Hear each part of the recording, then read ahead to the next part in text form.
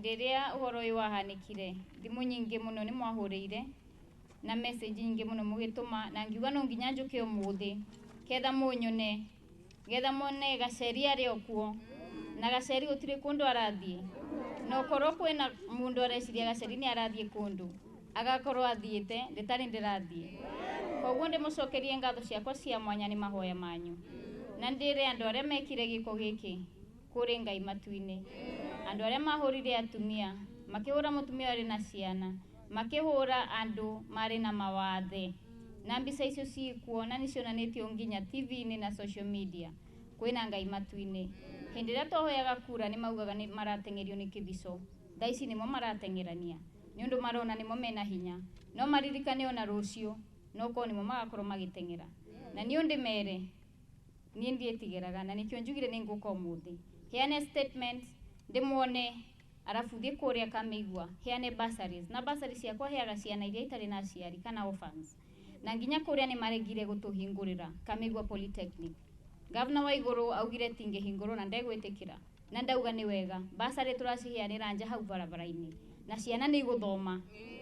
koguo mundu uria areciria kubanga maundu moru tumweteire muno na turamwona na gutire handu turathie tutirenyenyeka na marikane gaceri ni akamagamiruthia ikarire njege ona njikarire giti giki njikarire gutigwe ni ngoragwo naguo mundu uria ndetigirite no Ngai ni undu ni njui Ngai no we angioya muoyo acio maangi kuria social media ni mekwaria na meone thaici mena hinya lakini wajue sisi tunakuja pia wajue kwamba hata sisi kesho hizo vitu wamekalia tutazikalia lakini sisi hatutakandamiza wananchi sisi tutawatetea na mimi Gacheri hakuna siku ambayo nitakosa kutetea wananchi na mimi sitaki viongozi wanipende nataka nyinyi wananchi mnipende maana nyinyi ndio mlinipa kura nyinyi ndio mmenishikilia nyinyi ndio wakubwa wangu mimi nataka niwashukuru naomba mnipe ruhusa nikimbie kule Kameigua kuria njetereiro barabara-ini ni undu governor ni aregire tuhingurerwo Kameigua Polytechnic no maundu macio mothe ni tukurora na Ngai uria ari ogiteini. As an advocate for Honorable NJERI and also a colleague because we also serve in the Justice and Legal Affairs Committee, we came to help record the necessary statements. There are three aspects of this. The first aspect relates to the injury, the assault and bodily harm that she suffered, and we've gone through recording that with the DCI officers, and we must say that they've been quite courteous, and we've recorded fully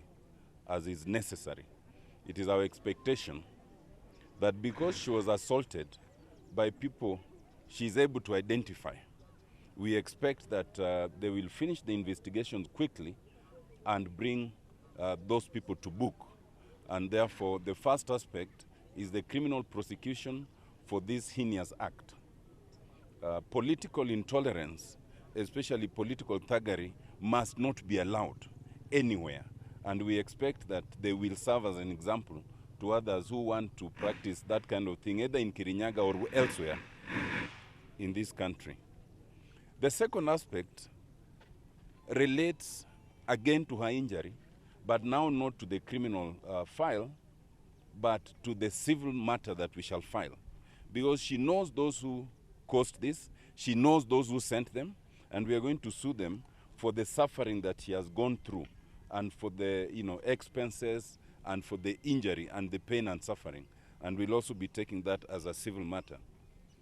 But there's a third aspect which we've also raised with the DCI, and they will be working on. First, they will be working on that, but we'll also pursue it as may be appropriate, because she was actually injured within the vicinity of a police station. Now, we want our police stations to be places where citizens feel protected, not places where you can be attacked within the vicinity, like now we are within the vicinity. So that's also an aspect that we'll be taking up with the police, we'll be taking up with the IG, with the National Police Service, and with the IPOA as will be appropriate. But for now, we are done.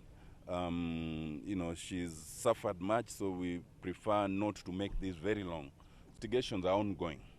and so far we are seeing good cooperation, by the investigating authorities. We are quite happy at the way they are handling it. I think that by early next week we will know about that. We do not want to jeopardize their own investigation by talking about details.